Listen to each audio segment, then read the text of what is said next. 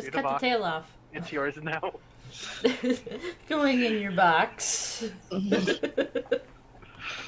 Can I reach up over into Frey? Into these boxes. Hey, Frey, quit that. Not right there. Kind of might get mad you're touching there. My space, get out! Why as I can tell that's the blooper. It's probably kind of accurate.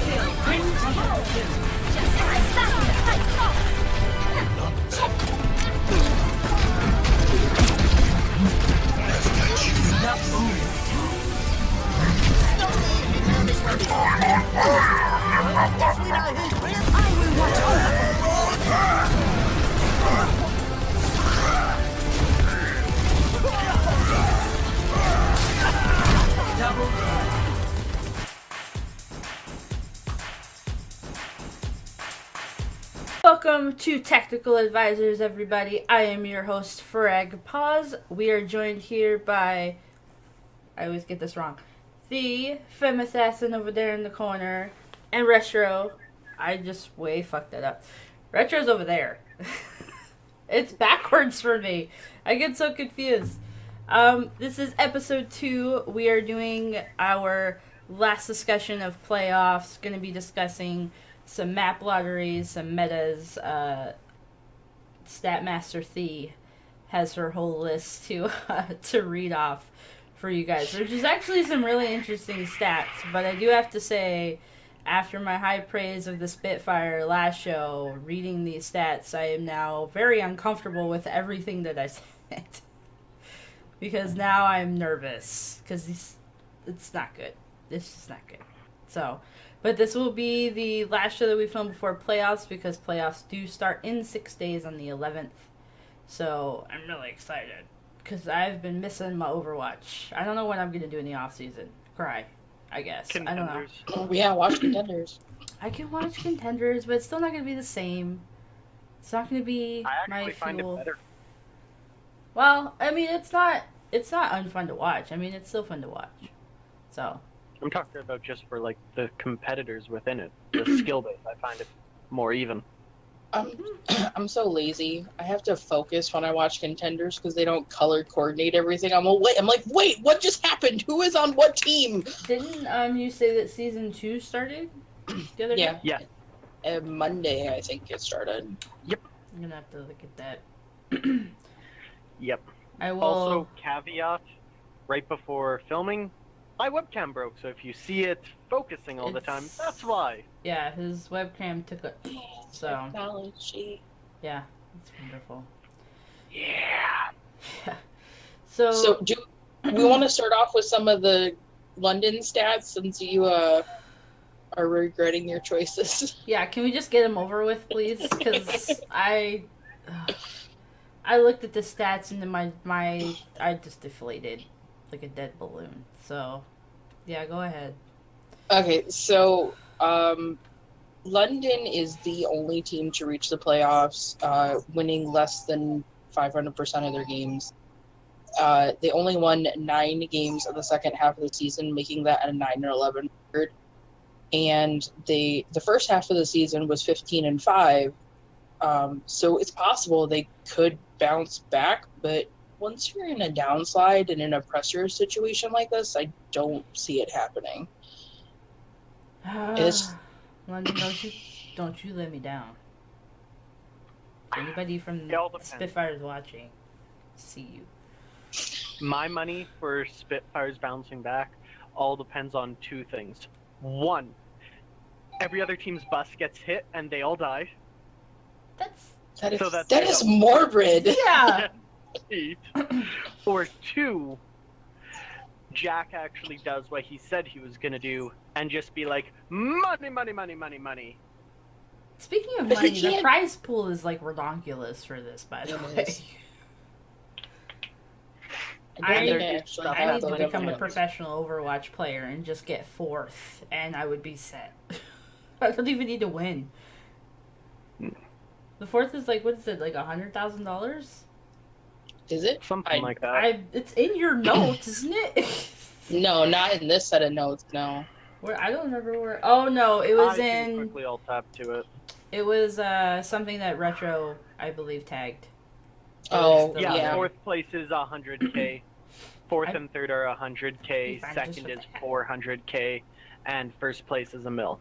But that's the other thing you have to remember, that 100K is divided amongst all the players. Right. Again, still probably more than what I make here. So True. But then you also have to remember a huge chunk of that also goes to the organization, so that taxes, yeah, then taxes. So each player is probably only making $5 if they win the 100K. I got like $10 in my wallet. That means I got second place.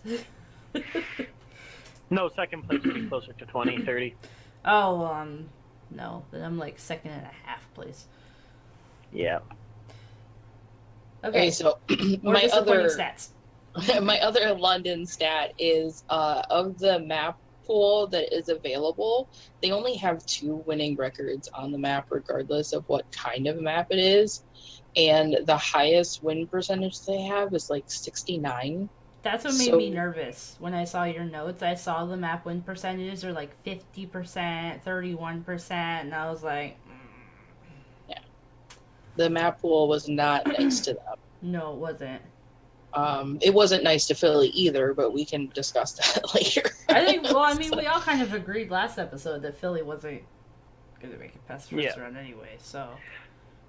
I mean, I was shocked at how bad some of Philly's numbers were on the maps. But that's the thing. It's all on this map lottery that got drawn.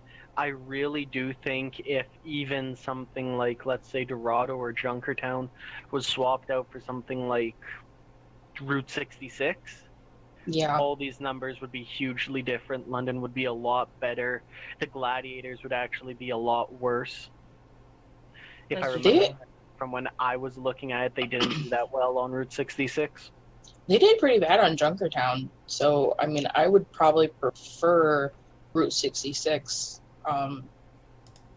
Because even though they didn't get very far, they also did a couple of holds. So, Yeah, True. well, if you're talking about the Gladiators, according to Statmaster's notes here, the Gladiators only have a 27% win percentage on On Junkertown. Junkertown, So, they get Yeah. steamrolled on Junkertown. Like, they Spitfire have a always better win battle it. percentage. Yeah, they battle it out in the third point, but or the first and the second point they get steamrolled, and they can normally hold it to like with 30 seconds to a minute to go, but it always ends up slipping. I'm actually kind of surprised to see that Phillies is even lower than that. Phillies is 20. on Yeah. Junkertown, Yep. Which is But that's the thing about Junkertown, just the angles of it and the fact that it was introduced right before season, well, right near the beginning of the actual Overwatch thing. They didn't act like the Overwatch inaugural season. They didn't really have time to practice it yeah. before. I Whereas mean, all these other maps have been in since the get-go. And sorry for cutting you off there, Dave. No, you're fine. Sorry, go ahead. No, my point is done. Okay. I mean, that was the other thing too, and something you said triggered it in my brain. I think like half of these maps that were picked, they haven't been played very much since the meta got updated with Brigade and not so much Tracer, and then a lot of teams have been switching to the double sniper composition. So, I mean, these numbers are not set in stone. There is definitely some room for growth and some room for failure when you're talking about the high teams like New York and Valiant. But I Well, think and- an open map like Junkertown is, especially on the first spot, if you can get a good sniping corner, you might actually be able to hold somebody on the first point. Yep. I enjoy sniping on Junkertown for defense. Yeah. Yeah, but that's also bronze. Listen, alright, this is not my fault. I'm actually not terrible, but it depends. I know, I just bug her all the time. Yeah, he does. But I mean, you have the sniper metas, but then you also have now people have been running 3 tank 3 supports too Yes. because They of have. Brigitte, because of Moira. Like those are, especially I would even have to say Moira almost more than Brigitte. Moira can gold medal all 5 tiers, all 5 things, Oh yeah. and I've seen it. And so I mean, you really don't need to pick another DPS with her. She would be considered a DPS, so you can run things like a Brigitte and stuff with that. So And that's And the, then that's go the other ahead. thing too. Sorry. With picking Brigitte, it's possible we could see a pair up of Brigitte and Farah because these are a lot of open sky areas too, and Farah can just rain down missiles while Brigitte's getting in close, and you're not going to have an answer for it, at least not right away. these would be good Lucio maps since this has become my main for this season. Because what is more satisfying than booping somebody off of the edge and watching them fall and hear that scream as they fall down? It's glorious. Shooting them in the face. Okay, well, yeah, good Widow Snipe is fun. So yeah, Jump but I right mean, concussion there's mine to the balls. that was also good. Why? Yeah, like honestly, 'Cause like it's a fun. number of these numbers are just really kind of surprising. Like none of them, apart from maybe the Valiant and New York, none of the numbers are like crazy different from each other. Like they're for the most part kind of even, with the exception of Spitfire and Fusion. They're not that drastically different. So it really could go. Whichever way. Yeah, it's all very middle of the pack aside from New York and Valiant. I will say though, next season I better see a Symmetra, just because of her new updates. I better see Pro Symmetra. I'm not sure if we will. No, I don't Yeah. think we will. I just think it would be cool. I mean, her rework is nice so that other people can play, but Yeah. I wonder though how much so playoffs are always very different than regular season. So in regular season, you feel more comfortable throwing out maybe characters that don't get played as often in regular comps. So towards the end of this season, we were actually starting to see a lot more Doomfist play. I'm wondering, are we gonna still see that Doomfist play in the playoffs, or are they gonna start going back to what's safe because they don't want to potentially screw it up? Because I mean, it is playoffs. So it could either be I'm gonna play it safe, or I'm gonna take a risk and play this Doomfist, and it could work out really well, or it could just be really bad. So I say that personally. I say that depends on the team, because there are some teams where they completely tossed out other DPS picks for that Doomfist and stuff like that. So it all depends on what. well, your team more they're specifically, I'd comfortable have to say. well, I mean, but Doomfist is a good counterpart for Brigitte because he can just punch through her shield, stun her, and then the rest of the team can take her out. So if you can run Doomfist, it's a good answer for Brigitte. He's a good answer for tanks in general. That too. That's a good point, because me and Retro actually ran into like an ungodly Doomfist the other day in comp play. That was Oh, yeah. extremely annoying, and had Ana pocket healing him. But apart from Yeah. that, so but Yeah. I'm interested to see if they're gonna go back to things that are safe because it's playoffs and they're nervous to drift off. So I'm just I looking see forward to this. playoffs. I see now with playoffs when you're gonna see the weird picks, like seeing a Symmetra pick. Do I see that? No. No, But seeing something like a Torb randomly for Hanamura, something like that. Yeah. maybe. Maybe. Again, it depends on what the teams have been practicing just within themselves. It all depends on what they're comfortable with.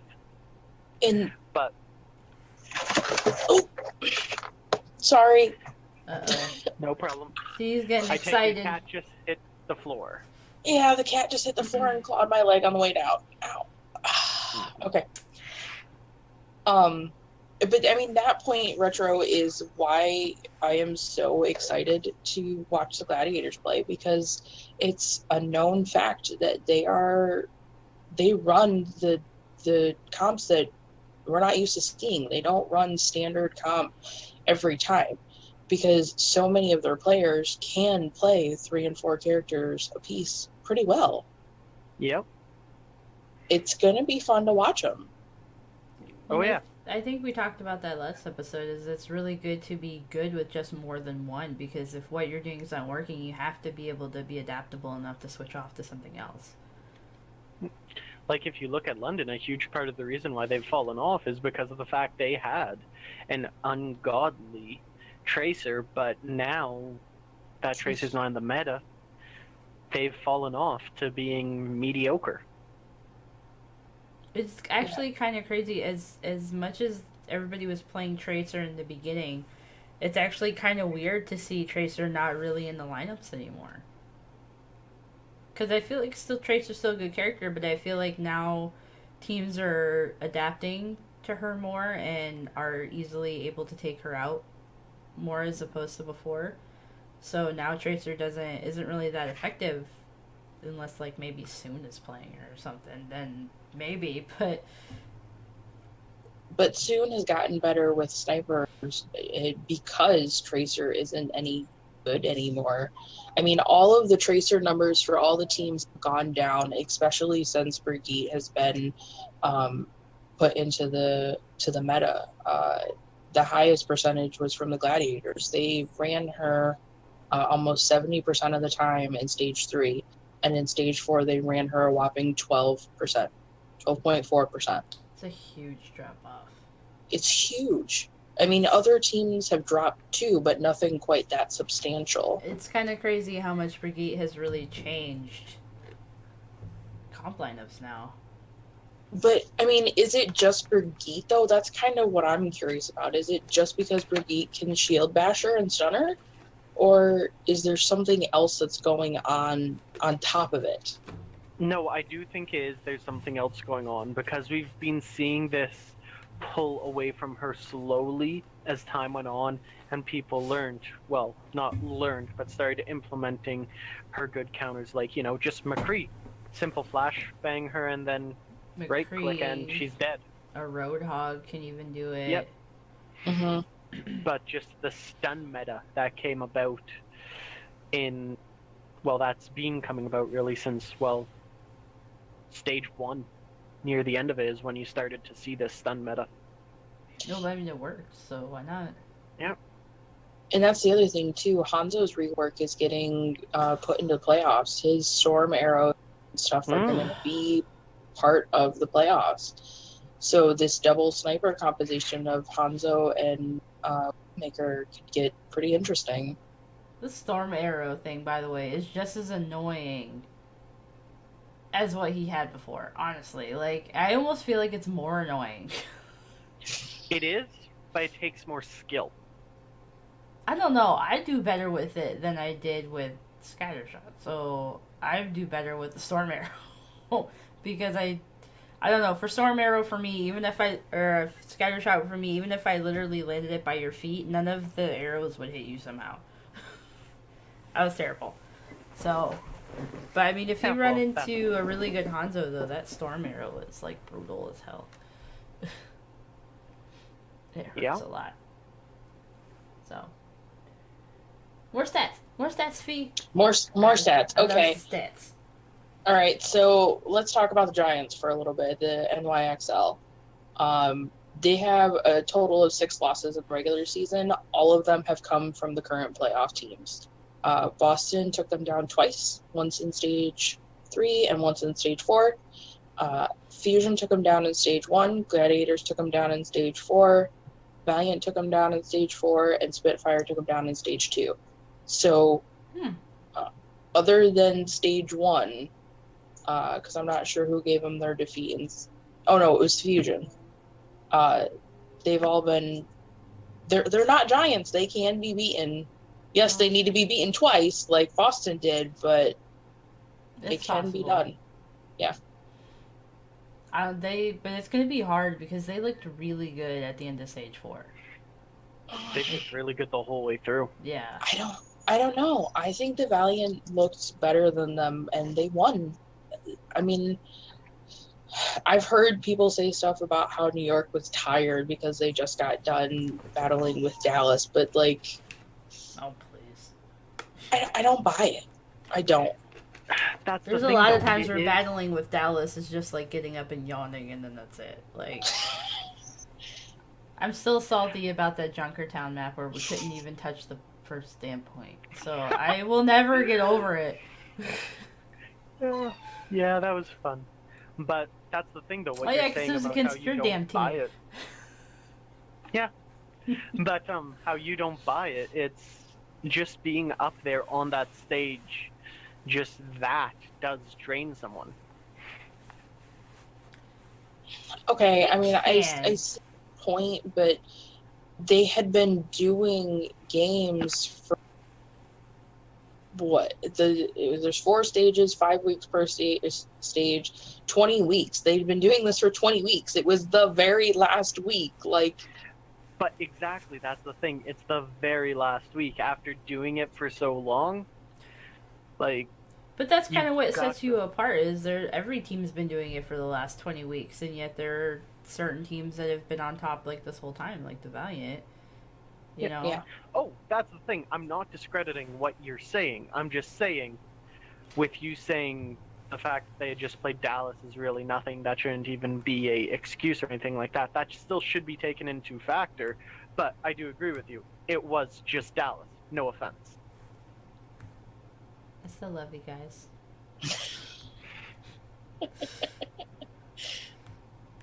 I still love you, Taimu. She's like still bleeding. What you don't see is on the other side of her webcam, she has a giant picture of Seagull.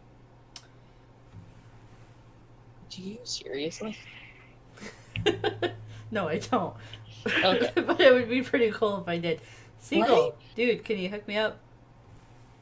For the back of the show, thanks. Listen, you never know who's watching. I need a hookup. Let's go. Yeah, Hastro, can you throw something out there for me, please? Astro doesn't care about anything, let's be honest. Yeah, but he runs my team, so I have to be supportive. Plus, he's Okay, having so- a baby. Anyway. My gosh. Back on track. So where is my other? Okay, so the other thing about New York is we were just talking about the meta, and it's very support friendly. Supports just have a lot of power, and New York supports are the hardest to kill. Tanks are the easiest, which I found kind of intriguing, but it's because they pocket their supports like all the time. The tanks are just left to their own devices, and supports are pocketed, and that's how they take maps. They're not aggressive. They just stand there and pocket and Which leads me to believe is keeping your supports alive more important. Your tanks are just like large meat shields at that point. They're just there to take damage. tanks do have their purposes, but in this specific meta, yeah, I think it's more important to protect your supports. Anybody that has Yep. heals. Yep. And the thing is, when we're also talking about just the supports on New York, Jonak is like, is he a support or is he a DPS? I forget.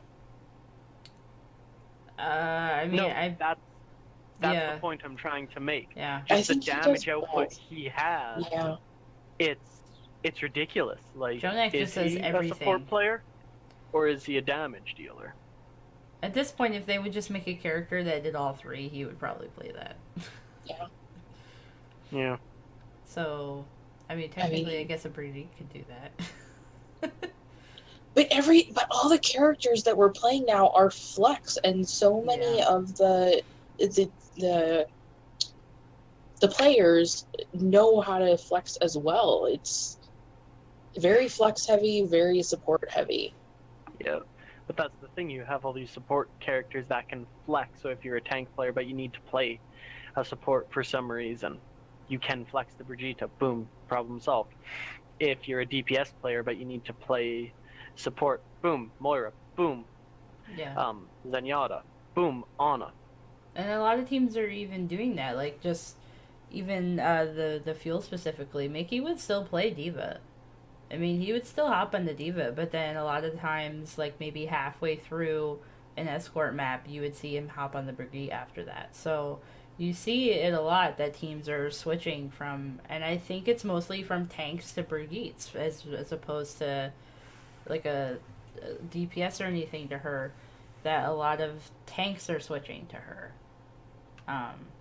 So I mean, I really do think the Brigitte has made a huge impact on the way that these teams are playing now, because she's a really, I'm terrible with her, but she's a really good just overall hero that can pretty much do anything. I mean, she has that little whip thing. She can damage like a half of your health from a mile away. Yep. But the thing is, she's just like Doomfist. She's a combo healer. Not combo healer. She's a combo person. To really maximize her damage, you need to combo everything. But Yeah. to do that, you need to know her very well. She's also So really that's the squishy thing. like Doomfist, so if you can actually get shots on Yeah. her, it doesn't take very much to take her out. But Yeah. she has a shield to protect her if she needs to get out of there. Just shoot her in the butt. But if she walks backwards, Yeah, but I mean, like I said, if you can get shots on her, like if her shield is down or she just doesn't have it up, you know, it doesn't take much to take her out. So if you're going against somebody that's not as seasoned with her and doesn't keep that shield up like you're supposed to, she's just dying left and right. Oh yeah. So, stats. reverse sweeps. The Gladiators and the NYXL have won 3 reverse sweeps. Fusion has lost 3 by reverse sweeps, and the Valiant has never been in a reverse sweep situation. Really? The Fusion have lost 3. Mm-hmm. That's a very telling stat if you lose 3. I feel like that's more of a telling stat than the fact that Gladiators in New York have won 3. Yeah, I mean- that just proves that they can grind, whereas with Philly, that means they can't. It means Recover, They can't yeah. close. Oh, that sounds like a lot like my team. I mean, these are just playoff team stats. Someone else could have similar reverse sweep Oh, I'm sure. record. Is that the word I'm looking for? Yeah. So, but I do know that regardless of the other teams, Gladiators in New York have the most. So, I mean, at least we're not seeing reverse sweeps every week, because that's only 6 out of the, 10 matches we watch every stage, 50 matches. So we're not seeing it all the time. There is a balance to the teams. And a huge amount of the reverse sweeps, if I remember correctly, happened mainly in stage 4. Yeah. Mm-hmm. That Gladiator one was... that was good. They're fun to watch. They really are, but Yeah. Well, they're I fun to feel like watch if- when it's your team that's doing it. It's certainly the no, other one. I disagree. I If my I team was enjoyed getting one. reverse swept, I would not be enjoying myself. Which has happened. Has Dallas ever been good enough to get reverse swept? Listen, sir. There's still a spot open for a third host, Yeah, is what she's going to get at. just like last show, looking for another host. every show. I swear this is gonna happen. There is one stat that I found really interesting, which is actually the next one in your list. The Soon and Surefour battling. Okay, so looking at player-to-player versus Soon from the LA Valiant and Surefour from the LA Gladiators have killed each other 93 times, the second highest player-to-player battle And most of this is done with the Widowmaker, just saying. So if we do get an LA battle, it's gonna be a lot of sniping. And did you see who was number one in that? No, I did not. Wondering. I would venture that it's New York. I think it was against Philly because I think New York and Philly have played each other the most out of the playoff teams. 93 though is a lot. That's a lot. Yeah. Oh yeah. Which, speaking of the LA battle, we were talking about it last episode, and it dawned on me a couple of days after we were done streaming or done casting, and I put it in our group chat. If Philly actually beats Boston, you will then see. Well, LA still has to beat London, but then for the quarterfinal or the semifinals, you would see LA instead of in the final. Because of the way the seeds fall. Oh, that's right. You still said there was a chance for Yep. it to be an LA versus LA situation. Yeah. So if Philly wins I'm and rooting LA, for that. yeah. So I'm definitely two rooting for chances. that. God, can you imagine? I think that would probably be for the Overwatch League in general. I feel like a LA versus LA could be the best possible scenario that they could get, just from. I feel like a business standpoint for the Overwatch League that's what they should be hoping for because that's what's going to draw people in is that. Either that or New York being in it just for the fact it's getting held in New York. That too. I wonder if they're going to keep it in New York every year, if they're going to switch it. Because if it was LA versus LA in LA, that would be epic. Oh yeah. It would be. That would be amazing. Okay, what else you got, D? So when games go to map 5, Boston is the best team to come out on top. They have a 10-3 record when their matches go to game 5. Wow. So I mean that tells me two things. A, they can grind it out, because that's 13 matches that they had to win. And then what was the other thing? I'm sorry, I'm drawing a blank. They can slip. That was the other thing that Yeah. it's possible for them to slip because. That's only 3 I don't- times. Like, that's a really low percentage. But just going to map 5, Yeah. or not all the other teams need a map 5 in order to win. They can do it in the set 4. True. That makes Yeah. sense. But a huge part of that is also because they hold back Pine till, map 3, map 4, map 5. So do He you doesn't think get they would subbed need in map for 5 map if 1 they and 2. stuck him in map 1 and 2? If they stuck him in map 1 and 2, no, I don't think they would.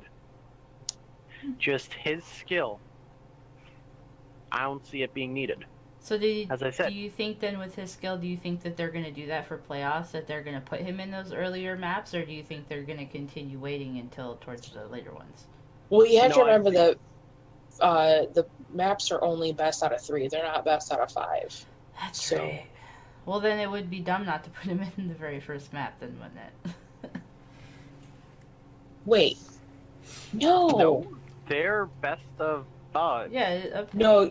Okay, my bad. I'm sorry. I Because don't know map what I was 1's going to be an escort map, map 2 is Mhm. going to be a control, That's right, I map was 3 is like- going to be an assault, map 4 is going to be a hybrid, map 5 is going to be an escort, and then they have a, Control tiebreaker, for the Nepal. tiebreaker, right? which would be Nepal. But Mhm. I don't see how they would need a tiebreaker. I mean, ties have been Unless known to they- happen, so Yeah, you can unless have with draws. the control point one, it gets a draw. Yeah. And that, yeah, I guess. That would throw a But- little monkey wrench into it. I want to see everything throw monkey wrenches into the playoffs because it's also intense and exciting. there But was my money is still Pine. Sorry about cutting you off there, Thee. But my money is still Pine's not getting subbed in until map 3, 4. I feel like I they mean- need to see how it goes putting him in right away because if you If you know that he's going to do well for you, why not put him in an earlier map so that way your players don't have to play those map 5s? That way it gives them an extra time to rest.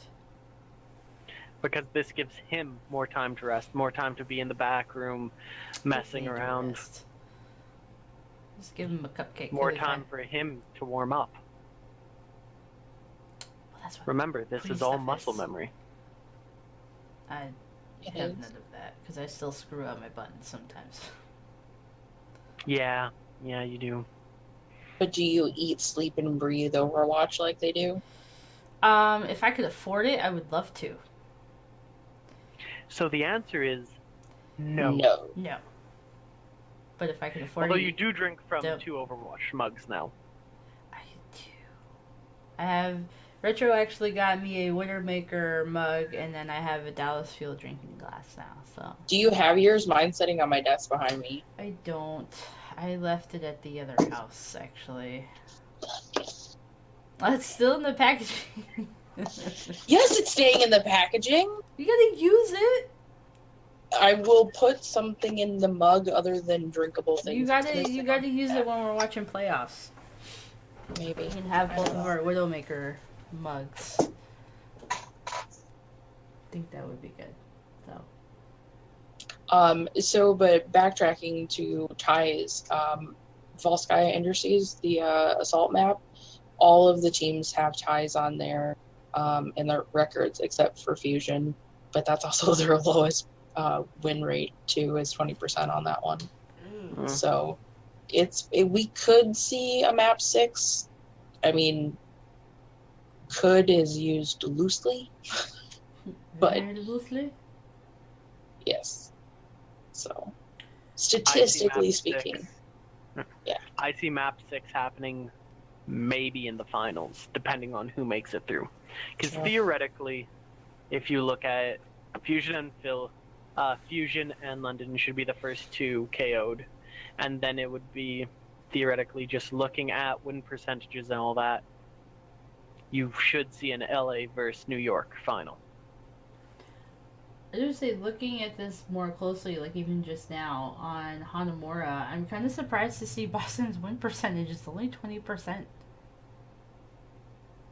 As good as they are, I didn't think that they would have a map percentage that small.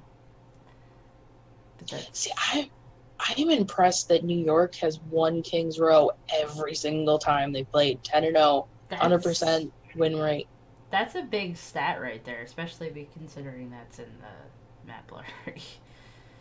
To be undefeated on a map is a big deal. Because that's really hard. Like, you have, and even, like, New York's win percentage on Hanamura, they've tied twice, but they technically haven't lost that map either. They've have 8 wins and they've tied twice, but they don't have anything in the loss. You know, Eichenwald, they've only dropped once in Eichenwald. So, I mean, these are really, really good map stats for them. I think by looking at this, their worst map is Lijiang Tower. And they only have a 43% win rate for that. I have their worst map highlighted. I thought I did. If I read all the stats correctly, I believe that is their worst. Yes, Eichenwald Tower is their worst stat at 43% at 6 and 8. Eichenwald Tower? Whatever. Say that. There you go, Blizzard, new map. Eichenwald Tower. You're welcome. Again, doing Blizzard's work for them. Sorry. That's why we're here. Sorry. Yeah, I'm just excited to just see the playoffs. I'm ready to watch some playoff Overwatch. I'm gonna be glued to my screen for every game. And then we'll be all 3 of us going back and forth screaming about all the matches together. I mean, we probably should be in voice chat like we talked about. Probably, because it's easier than typing everything. For all the games I'm not working, I'll try Cap and lock, caps lock. Did you see that? Oh my god, they did that! Oh! Yeah. That snipe, though! That was me and Retro one night. We were talking to going back and forth on snipes. So, yeah, I'm just. If I want to scroll back far enough, I could figure out which game that was, but I really don't. That Don't was want. Linkser. That was Linkser Right. going all crazy. I don't remember against who, but I know that it was him. So, do you want to actually read the map pool? Not necessarily the stats, but what maps we are gonna see, or Sure. Yeah. I can do that easy. I have a small sticky note with them on. Oh, there There you you go. go. Go ahead, Retro. So for the hybrid maps, they are Eichenwald and Kings Row. For the assault maps, it's Hanamura and Volskaya. For the control, it's Lijiang Tower and Oasis. And for the escort maps, it's Dorado and Junkertown. And the tiebreaker is Nepal, if they need to go there. which is also control. Yes. Yes. But it's specifically only for the tiebreakers, which is why I didn't say it's a control map. See, I don't even think they're gonna need it, honestly. I just don't feel like they're gonna need a tiebreaker. With the way they have it set up, theoretically they shouldn't. they shouldn't. But they also can't do it the way that most other esports do, of you just keep going into overtime after overtime after overtime after overtime until someone wins. Yeah. I have to say, If you don't have time left, you don't have time left. Yeah. I have to say, I'm not happy about Oasis being on there because I can't stand that map. That is my least favorite Overwatch map, is Oasis. Mine's actually Nepal. Really? I like Nepal. I've hated Oasis ever since it came out. I can't stand it. So that's because I've played against way too many good Pharahs, and it's really hard to kill a Pharah on that map. Just saying. What character am I good with? Just saying. Luckily, I have not played against Retro for that, but I've played it enough against other good Pharahs, and it's really a large inconvenience to my gameplay. I actually want to do that one time, Frag, a 1v1. I think that would be fun. They've Thanks cut for some. bringing it They've up cut on some the games show. in Overwatch, right? Yeah. Okay, instead of pitting you two against each other, we play a 3v3 comp True, that match. new comp. Yeah. Mhm. Anybody out there want to face us? War paint. Ah! Well, now that you're healing and I'm tanking, so True. Are you Yeah. DPS? Problem solved. Yeah. All roles Yep. filled. Yeah, Let's I go will. kill. I will boop you all over the map. But let's get back to Overwatch League, because Yes. no offense, that's a little bit higher tier I play than know. us. Just a smidge. a little bit. Yeah. And Jesus, is my webcam freaking out. There we go. So Yeah, it's Um, going in the trash. So you have one thing here for meta healers and the tanks, and they're both losing records, by the way. no, it's not. It's not records. Okay. So they took a stat of how many times a team was made and what characters were in that team. And 9 out of 10 times that a team was made, you had healers were Mercy and Zenyatta, and then the tanks were Winston and Diva 8 out of 10 times that a team was made. So, I mean, your tanks and your healers are pretty much set in stone. And your supports are where everything's going to vary. There was no consistent support slots, if you will. I think you mean DPS. Yes, sorry. Speaking of tanks, now next season when it starts, we all know that damn hamster is going to be in there. He is considered a tank. Are we going to see the hamster? Oh, yeah. I've seen gameplay of him. Really? We're going to see him. Yes. I've been watching people play him on the PTR. I'd be playing him, but the hard drive space is limited. But no, just his abilities with the way He tanks looks are way and OP, everything. by the way. He is. They need He's- to fix him. Yeah, he's going to get nerfed. He's not going to He's stay the gonna way have- that he is. He's gonna have not a day 1 patch, but he's gonna have like a day 3 patch. Yeah, I'm almost willing to put money on it. I have to say, like, I understood where Blizzard was going for every character release except for this one. But it'll be interesting if he ends up being in the comp lineup. Maybe you'll see like the freaking Wrecking Ball and Brigitte comp. You never know. You never know. But I mean, he would pair really good with Winston for a dive comp. Yep. He I mean, can they're move part pretty of fast. they're part of the same group. Yeah. Their backstories and stuff. So. Well, yeah, that Yep. too. So. But I'm kind of a little surprised though at the healer meta just because of Moira, because Moira is so powerful, and you are seeing a little bit more Moira in the comps. But I'm kind of surprised that 9 out of 10 times that it's been Mercy and Zen, because I feel like teams would want healers that have more DPS, and Moira's got more DPS than Zenyatta, I think. No. The thing with Moira is, though, Well, depending on how you play her. with Moira, though, she's being picked quite a bit, but she's mainly in the solo healer slot. If they only have a single medic, 9 times out of 10 it's Moira. Yeah. I mean, I understand the That's why Mercy pick. she's not Mercy there. will never go away just because you can't compete with the res. As much as they've nerfed it, and it makes it It's a lot still harder so to res people, valuable. it's still really valuable, yeah. If you That- can get that res and then quick latch on to somebody and get out of that popsicle stand, you'll be fine. That was one of the other stats that I was looking at that I didn't write down. They did a stat of the people playing Mercy, how many times did they res and how many times did they get taken down during doing the res. And Big Goose for LA Gladiators, and it was the Boston Uprising person who plays Mercy, and I cannot remember his name, and this is why I should write it down. They had the highest percentage of not dying as Mercy and getting a resurrection off. Really? Yes. That's a very important stat, Mm-hmm. Yes.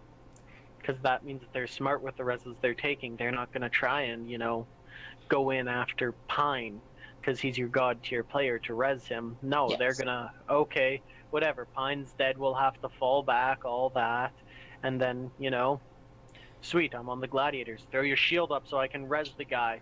Yeah, you're not like me where you just fly into like all 6 of them and there's no other teammates around. You think that maybe you're gonna get a res off somehow before you die. I may or may not have done that the other day. Whatever. What do you mean the other day? You've done that multiple times. I mean, as in a recent stat, thank you. Oh. I like to live positively. Like, maybe they won't kill me before this gets up, and no, it doesn't happen.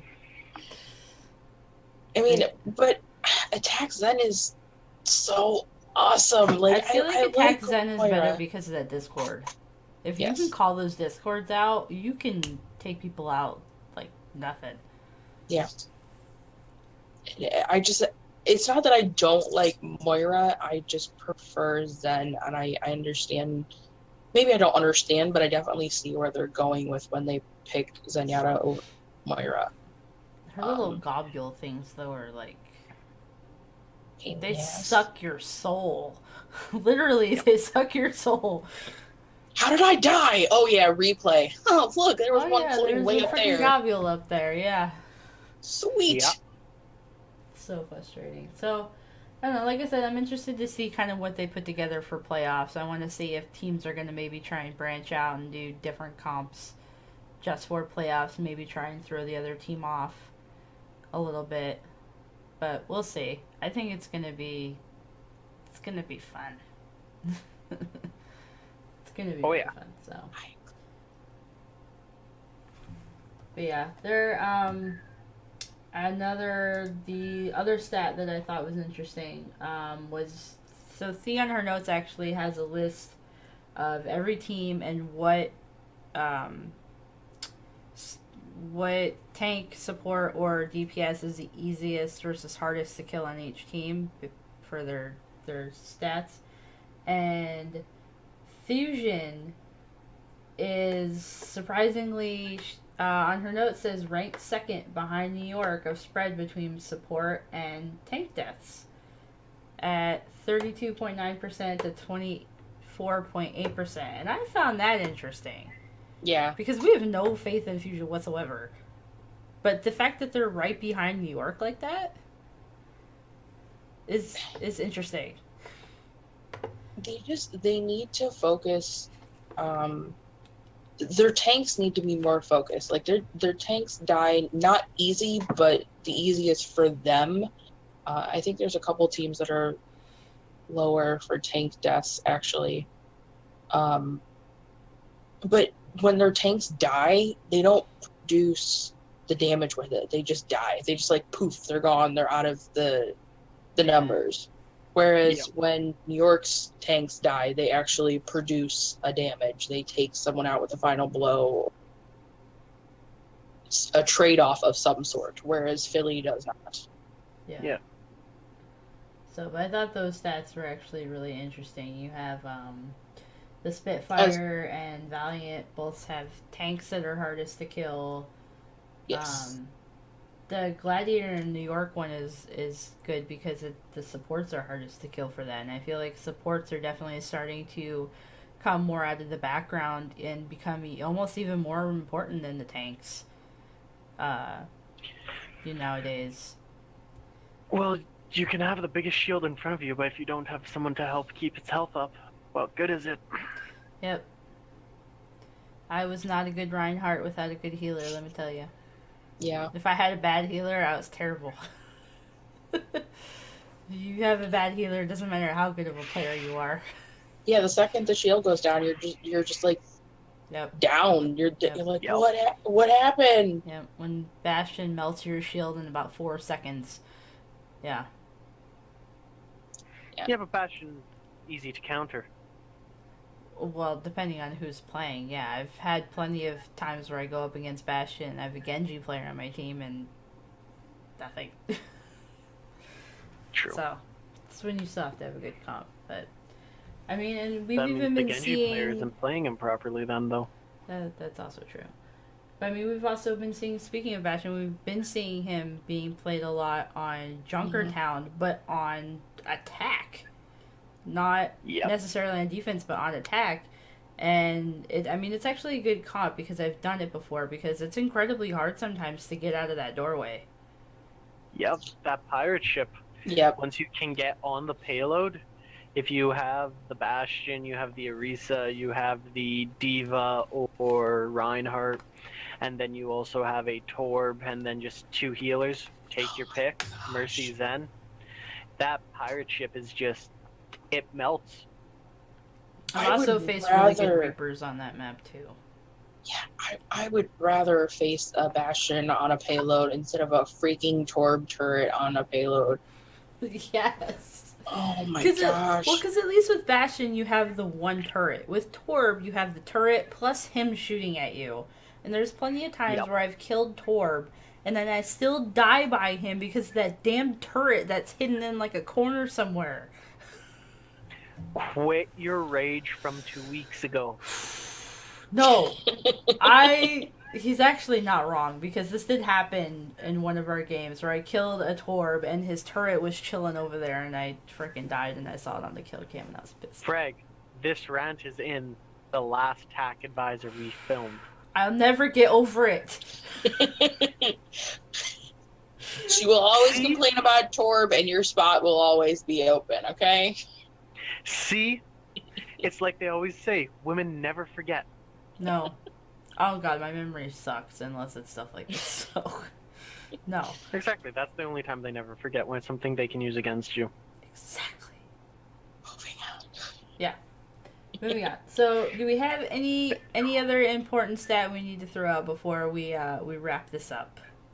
I mean... Anything else you want to mention? You didn't mention my favorite stat about the Gladiators' kill spread is that they take care of their supports, their tanks, and the DPSs equally. There's only a 2% difference between all of them.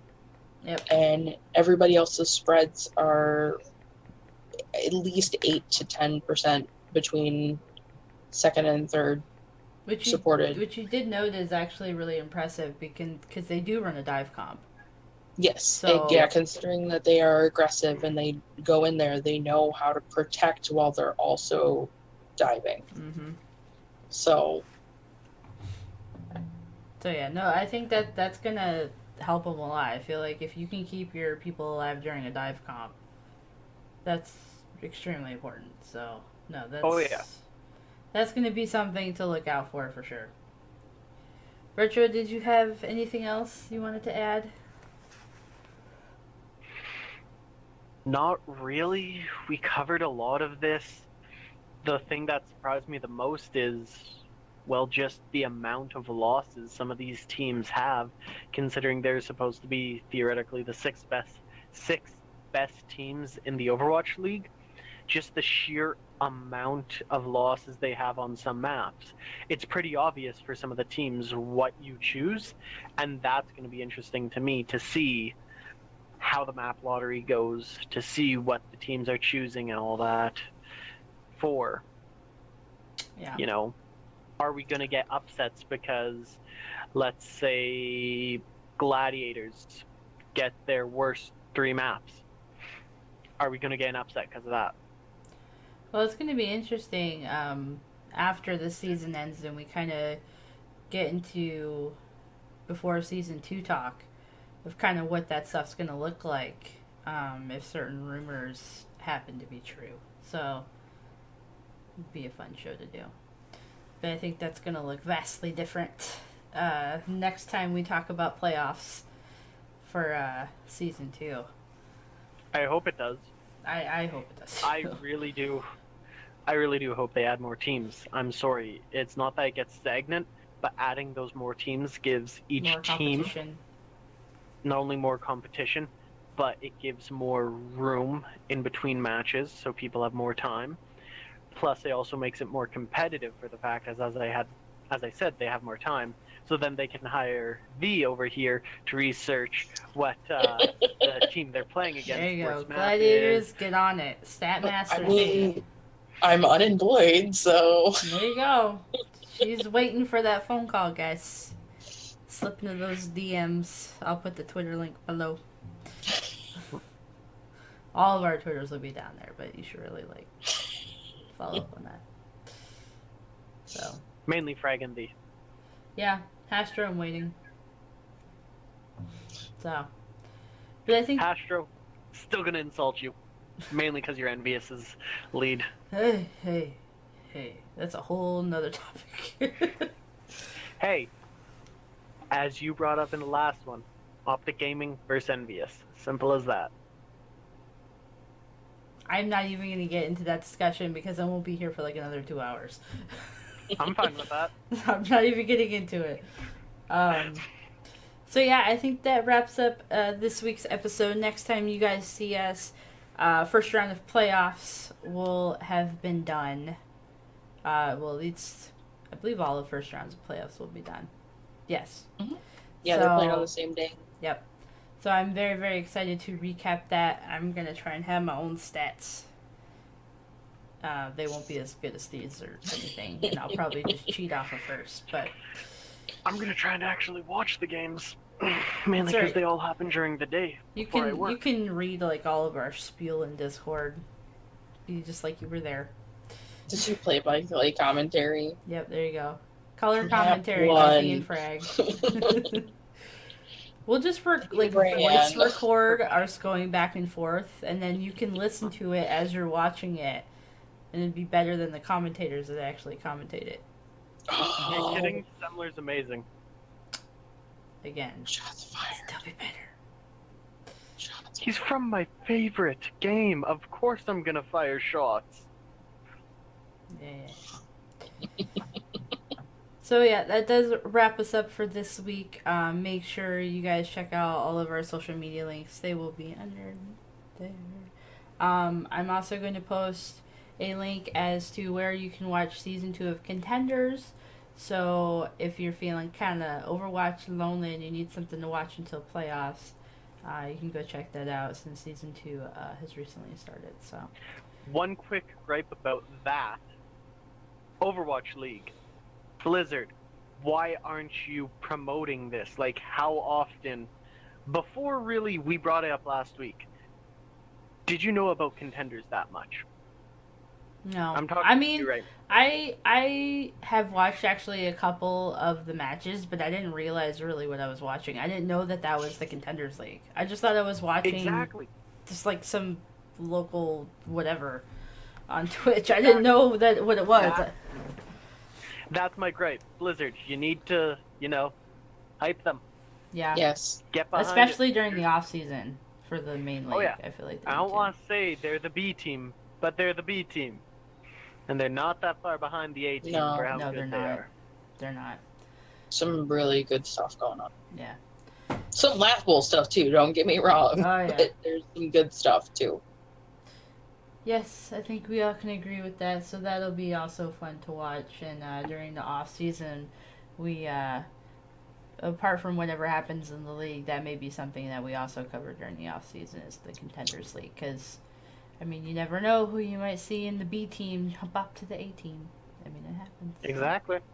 Mm-hmm. But we will see you guys next week. Like I said, after the playoffs are over, we will do our recap of all of that. So we will keep you updated And see how wrong posted. Craig was for thinking that Spitfires are going to win it all. Listen, London, don't make me look stupid. I do enough of that to help myself on my own. Thank you. Very true. So, yeah. So, but we will see you guys next week. Make sure you guys check all the links underneath the description. Make sure you guys hit the like button, subscribe, share, all that good stuff. So that way you guys know when we post podcasts, considering our lives are so hectic, sometimes it's a little sporadic. So, we will see you We'll guys work on that. in a week. Yeah, definitely work on that. But we will see you guys in a week. Shabbat.